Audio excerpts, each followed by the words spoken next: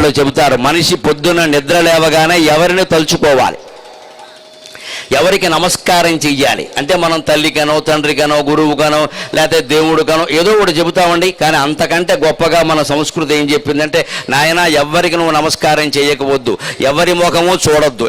ఎందుకంటే ఎవరి ముఖమైనా చూస్తే మనం ఏమంటాం, ఆవేళ మంచి జరిగిందనుకో పర్వాలేదు వాళ్ళకి చెప్పాం, కానీ ఏదైనా చెడు జరిగిందనుకో పొద్దున్నే కనిపించింది పనికి మాలిన ముఖం అందుకే జరిగిందంటాం. మనం తక్కువ వాళ్ళం కాదు. మనం మనకి ఏదైనా చెడు జరిగితే పొద్దున్న ఎవరు కనబడ్డారో వాళ్ళ మీద పెట్టేస్తామండి. నిజానికి ఆలోచించండి, ఈ దేశపు యువతరం నీకు పొద్దున్న ఎవడో కనబడడానికి నీకు పనులు జరగడానికి ఏమైనా సంబంధం ఉందా? ఈ శకునాలు, బల్లిపాట్లు, పిల్లి కోతలు ఇవన్నీ మానేయగలిగితేనే మనం బాగుంటాం ఖచ్చితంగా. ఈ గుడి నమ్మకాలు పోగొట్టుకోగలిగితేనే మనం బాగుంటాం. మన జీవితాన్ని నిలబెట్టేవి రెండు, ఒకటి ఆత్మవిశ్వాసం, రెండు పరమాత్మ విశ్వాసం.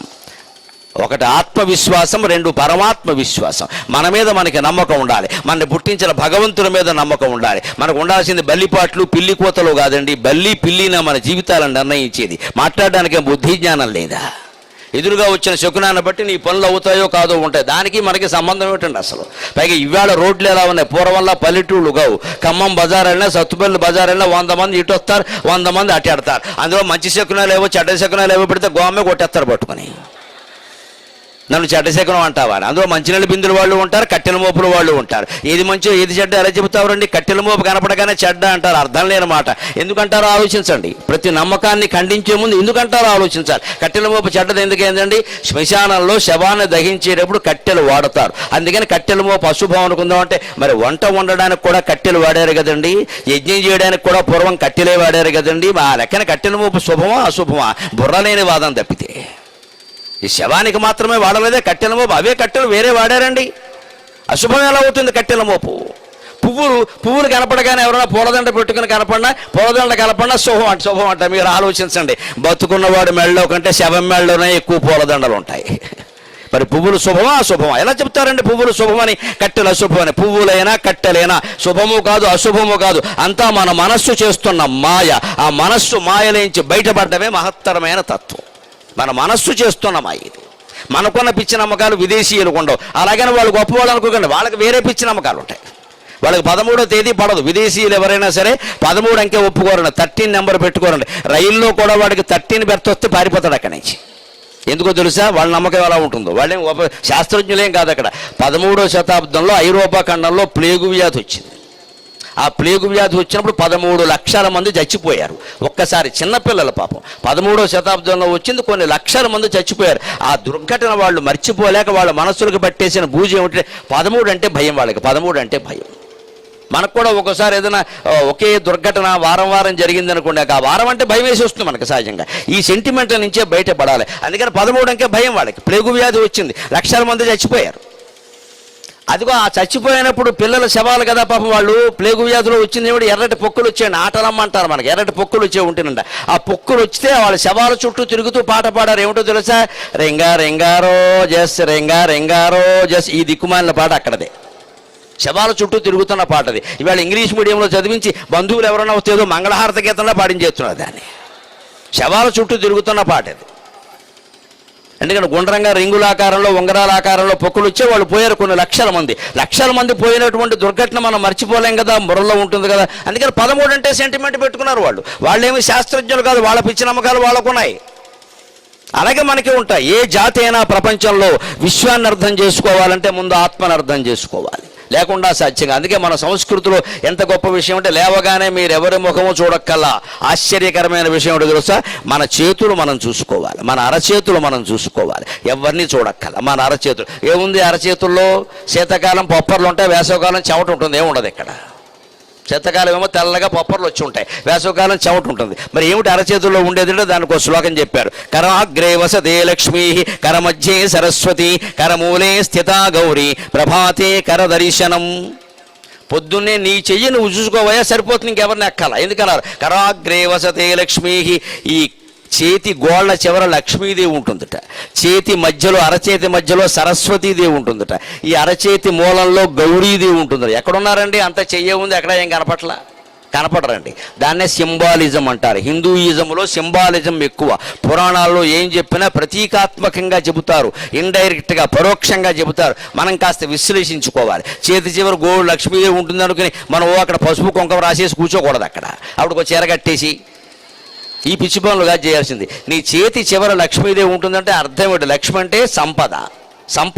సంపద ఎలా వస్తుందండి? కష్టపడితే వస్తుంది. కష్టపడకుండా ఏ సంపదలు రావండి.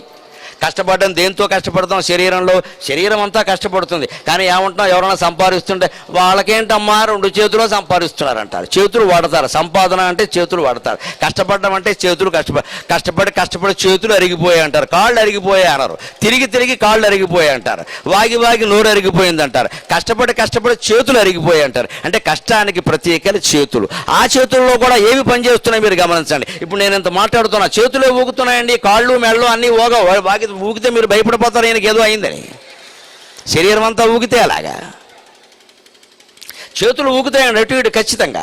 ఆ చేతుల్లో కూడా అరచేతులే పనిచేస్తాయండి. చెయ్యంతా ఉండదండి. ఈ మైకు అటు ఇటు జరపాలంటే అరచెయ్యే, మొత్తం ఈ చెయ్యంతా అక్కర్లేదు. మంచినీళ్ళు తాగాలంటే 2 చేతులు అరచేతులు చాలు నాకు. ఈ చెయ్యంతా ఊరికే ఉంటుంది అంతే బలం. అందుకని పట్టుకోవడం దీంతోనే ఇలా పట్టుకుంటాం మనం. పైగా ఈ మూత తీసాం చూడండి, ఈ వేళ్లతో తీసాం. ఈ చెయ్యంతా అక్కర్లేదు దానికి, వేళ్లతో తీసాం. అంచేత కష్టపడితే సంపదలు వస్తాయి. చేతి చివర గోళ్ల దగ్గర లక్ష్మీదేవి ఉంటుంది అంటే మన కష్టం చేతుల్లో ఉంది, అందున అరచేతుల్లో ఉంది, అందున అరచేతి కొసల్లో ఉంది.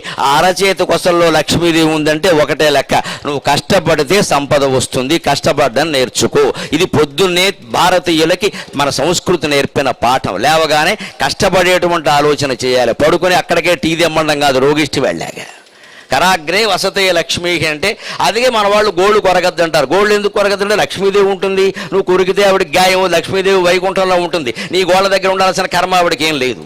గోళ్ళు ఎందుకు కొరగద్దు అంటారు? ఏదైనా తిరిగినప్పుడు చేసినప్పుడు గోళ్ల మధ్యలో చెమట ఉంటుంది. ఆ చెమట కారణంగా మట్టి చేరుతుంది. నువ్వు గోళ్ళు కొరికావనుకో మట్టి కూడా లోపలికి ఎడుతుంది. అప్పుడు అనారోగ్యాలు వస్తే క్రిములన్నీ లోపలికి ఎడతాయి. అందుకని గోళ్ళు కొరగద్దు అన్నారు. దాన్నే శని అని చెప్పారు. మన హిందూ సంప్రదాయంలో శని అంటే అనారోగ్యం, సౌభాగ్యం అంటే ఆరోగ్యం. అంతకుమించి కంగారు పడక. ఓ పిచ్చి నమ్మకాలు పెంచుకుని అభిషేకాలు అన్నీ చేసేసి విపరీతంగా గోళ్ళ చుట్టూ తిరిగేసి పట్టుకున్న శని వదిలేయాలి. నీ ఆలోచనే పెద్ద శని. వదిలించుకుంటే వదిలేస్తుంది. శని నిన్ను పట్టుకోవాలి, నీ ఆలోచన నిన్ను పట్టుకుంది. ఆలోచన వదిలించుకోవాలి. అందుకని కరాగ్రే వసతే లక్ష్మి. ఇంకో మాట విద్యార్థులకు బాగా ఉపయోగపడేది, కరమధ్యే సరస్వతి. చేతి మధ్యలో సరస్వతీదేవి ఉంటుందని. చేతి మధ్యలో ఉండడం ఏమిటండి? పూర్వం తాటాకు పుస్తకాలు ఉండేవి, పెద్దవి. ఆ పుస్తకాలు ఇలా పట్టుకుని చదివేవారు. మామూలుగా మనం ఇలా తిరగేస్తే కుదరదు, ఇలా అడ్డంగా ఉంటాయి అవి ఇలా పట్టుకుని చదివేవారు. అవి సరిగ్గా చేతి మధ్యలోనే పెట్టుకుంటారు. ఇలాగ పట్టులు పెట్టి తగ్గుతుంది. పైగా ఇప్పటికి కూడా నిబంధన ఏమిటి అంటే జ్ఞాపక శక్తి, మీకు చదివింది బాగా గుర్తుండాలి, చదువు బాగా శ్రద్ధగా చదవాలి అంటే పుస్తకం అరచేతుల్లో పెట్టుకోవాలి. స్మార్ట్ ఫోన్లో చూసి చదివితే ఏది జ్ఞాపకం ఉండదు, కళ్ళు వాచిపోతాయి, దెబ్బతింటాయి.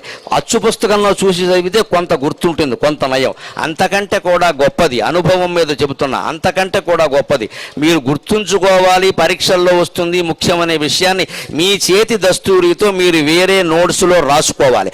ఆ నోట్స్ని చేతుల్లో పెట్టుకుని చదువుకుంటే పరీక్షల్లో మర్చిపోవడం అనేది జరగదండి. విజయ సూత్రాల్లో ఇది మొదటిదిగా గుర్తుపెట్టుకో. మీరు నోట్స్ రాసుకోవాలి విడిగా. ఊరికి ఆల్ ఇన్ వన్ అనడం, ఓ పుస్తకం కొనియడం, అందులో మళ్ళీ మాస్టర్ దగ్గరికి వెళ్ళి అందులో ఇంపార్టెంట్ అనడం, మళ్ళీ ఇంపార్టెంట్ కూడా చెప్పక వెరీ ఇంక వీరికి అర్థం లేదు. ఇంకా ఈవేళ మాస్టర్ అంటే పాఠాలు చెప్పేవాడు కాదు, కర్మగారు ఇంపార్టెంట్ చెప్పేవాడు అయ్యాడు. అంటే మాస్టర్ జాతకాలు చెప్పేవాడు కింద తయారయ్యాడు. ఇక్కడ పాఠం చెప్పేవాడు మాస్టర్ కాదు, ఇంపార్టెంట్ చెప్పాలి. మాస్టర్ ఇంపార్టెంట్ చెప్పడం మాస్టర్ పని అండి. ఆలోచించండి, పుస్తకంలో ఇంపార్టెంట్ కానిది ఉంటుందా? ప్రపంచంలో అనేక విషయాలు ఉంటే మన పాఠం కింద కొన్ని విషయాలు పెట్టారంటే ఇంపార్టెంట్ కాబట్టే కదా. పుస్తకం అంతా ఇంపార్టెంటేనండి. అందులో మళ్ళీ ఇంపార్టెంట్ ఏంటి? బాబు రాజేంద్ర ప్రసాద్ భారత జాతికి మొదటి రాష్ట్రపతి మహానుభావుడు. ఎంతటి మేధావి అంటే ఆయన 10వ తరగతి SSLC పరీక్షలు రాస్తూ ఉంటే అక్కడ ఇచ్చారట, ఓ 10 ప్రశ్నలు ఇచ్చారట. 10 ప్రశ్నలు ఇచ్చి ఈ క్రింది వారిలో ఏవేని 6 జవాబులు వ్రాయము అన్నట్ట. ఆయన ఏం చేశాడు తెలుసా? 10 రాసేసాడు. రాసేసి ఈ క్రింది వారిలో ఏవేని 6 మార్కులు వేసుకోవడము అన్నట్ట. That is India.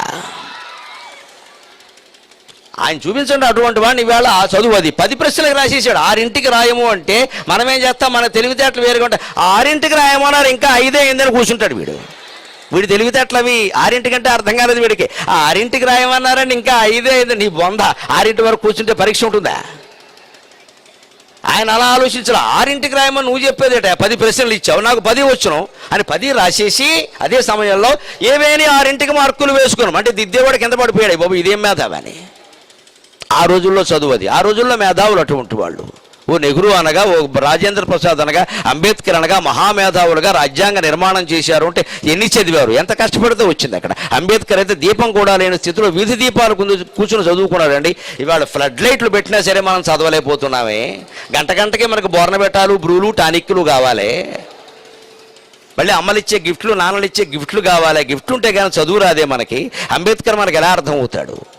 దీపాలు ఎక్కడ లేకపోతే ఇటువంటివి కూడా కాదు, గుడ్డి దీపాలు, వీధి దీపాల కింద కూర్చొని రాత్రి చదువుకున్నాడు ఆ మహానుభావుడు. తెలుగులో పరవస్తు చెన్నైసూరి కూడా అంతే. గుళ్ళో దీపం దగ్గర కూర్చొని చదువుకున్నాడు చెన్నైసూరి. తెలుగు భాషకు వ్యాకరణం రచించాడు మహానుభావుడు.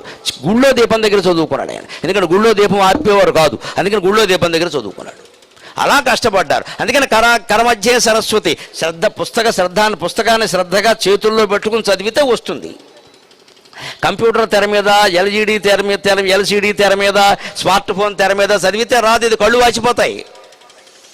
అందుకని కరమధ్యే సరస్వతి. నీకు చదువు బాగా రావాలంటే పుస్తకాన్ని దగ్గర పెట్టుకో. ఇంకో మాట, ఆశ్చర్యకరమైన మాట, కరమూలే స్థిత గౌరీ. గౌరీ అంటే పార్వతీదేవి. ఆవిడ దేనికి సింబల్ అండి? సంకేతం. లక్ష్మీదేవి సంపదకి సంకేతం, సరస్వతి విద్యకి సంకేతం, గౌరీదేవి శారీరక శక్తికి సంకేతం, ఫిజికల్ స్ట్రెంగ్త్. అందుకే అమ్మవారిని పల్లెటూళ్ళలో జాతర చేసేటప్పుడు శక్తి అంటారు. సరస్వతీదేవిని అనరు, లక్ష్మీదేవిని అనరు. పార్వతీదేవిని మాత్రం ముత్యాలమ్మ, పోలేరమ్మ ఆ పేరు మీద శక్తి అంటారు. శక్తి జాతర అంటారు. శక్తి అంటే శారీరక శక్తి. శక్తి ఎక్కడుందంటే మనిషి శరీరంలో ఎనర్జీ పాయింట్స్ కేంద్రాలన్నీ ఎక్కువ ఉంటాయంటే మన శరీరం మొత్తం మీద శక్తి కేంద్రం అరచేతి కింది భాగం, మూల భాగం. దానికి లెక్క ఏమిటో తెలుసా? మనం నడుస్తూ పడ్డాం అనుకోండి, ఎక్కడ ఆనుకుని లేస్తాం? మోకాల మీద ఆనుకోం, పగిలిపోతుంది. మోచేతి మీద కూడా ఆనుకోం, జిల్లుమంటుంది. అరచేతి మీద ఆనుకుని లేస్తాం. అరచేతి మీద కూడా కింది భాగంలో ఆనుకుని లేస్తాం. అంచేత కరమూలే స్థిత గౌరీ అంటే నీ శక్తి అంతా నీ అరచేతి మూలంలో ఉంది. నువ్వు కింద పడితే లేవడానికి నీ బలం మీద ఆధారపడు, పక్కవాడి బలం మీద కాదు. ఖచ్చితంగా నీ బలం మీద నువ్వు ఆధారపడాలి. ఈ రకంగా భారత జాతి హిందూ ధర్మం రూపంలో ఒకే ఒక సంస్కృత శ్లోకంలో పొద్దున్న లేవగానే ఈ చేతి గోళలో లక్ష్మీదేవి ఉందయ్యా, మధ్యలో సరస్వతి ఉందయ్యా, చేతి మూలంలో గౌరీదేవి ఉందయ్యా అని చెప్పడం ద్వారా ఆత్మవిశ్వాసాన్ని, పరమాత్మ విశ్వాసాన్ని కలిగించిందా లేదా? విజయ సూత్రంలో ఇది ఎంత ముఖ్యమండి. మరే జాతిలో, మరే మతంలో, మరే ధర్మంలో ఇలా చెప్పడం మీరు చూస్తారా ఎక్కడైనా?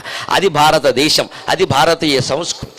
నీ చేతిలో ఉందంతా. వెరసేమిటి? 3 దేవతలు నీ చేతిలో ఉన్నారంటే నీ చేతిలో ఉంది నీ జీవితం. సరిగ్గా వివేకానందుడు చెప్పిన మాట, your destiny is in your hands. నీ విధి నీ చేతుల్లో ఉంది, నీ భవిష్యత్తు నీ చేతుల్లో ఉంది. నువ్వు నిర్మాణం చేసుకో అన్నాడు ఆ మహానుభావుడు. మనం ఇవాళ ఎలా తయారయ్యాం? భక్తి ఎలా మారింది అంటే మొత్తం జ్యోతిష్యాలు, ముహూర్తాలు, వాస్తులు విపరీతంగా పెరిగిపోయినాయి మధ్యన. విపరీతంగా, మామూలుగా కాదు. ఇంకా దేవుడు యందు నిజమైన భక్తి లేదు మనకి, కోరికలే కావాలి. ఈరోజు ఈ వీడియోలో ఉదయం లేవగానే వేటిని చూస్తే శుభం జరుగుతుందో పూజ్యులైన గురువుగారు పద్మశ్రీ గరికపాటి నరసింహారావు గారి అద్భుతమైన ప్రసంగాన్ని విన్నారు కదండి. గురువుగారి ప్రసంగాలు సమాజాన్ని అజ్ఞాన అంధకారం నుండి విజ్ఞానం వైపు ఆలోచింపచేసేవిగా ఉంటాయి. ఆయన తన ప్రసంగాలతో ప్రజలను చైతన్యవంతులను చేస్తున్నారు. మీలాంటి గురువులు నేటి సమాజానికి ఎంతో అవసరం గురువుగారు. మీలాంటి గురువులు నిండి నూరేళ్లు ఆరోగ్యంగా ఉండాలని కోరుకుంటున్నాము. ఉదయం లేవగానే మన అరచేతులను చూసుకుంటే అదృష్టం కలుగుతుందని మన పెద్దవాళ్ళు చెబుతూ ఉంటారు. కానీ అందులో ఉన్న అర్థాన్ని, అంతరార్థాన్ని గురువుగారు చాలా వివరంగా, అద్భుతంగా వివరించారు. ఫ్రెండ్స్, ఈ వీడియో మీకు నచ్చినట్లయితే ప్లీజ్ లైక్ చేసి మా ఛానల్ని సపోర్ట్ చేయండి. మరిన్ని ఇంట్రెస్టింగ్ వీడియోస్ కోసం మా ఛానల్ని సబ్స్క్రైబ్ చేసుకోండి. Thanks for watching.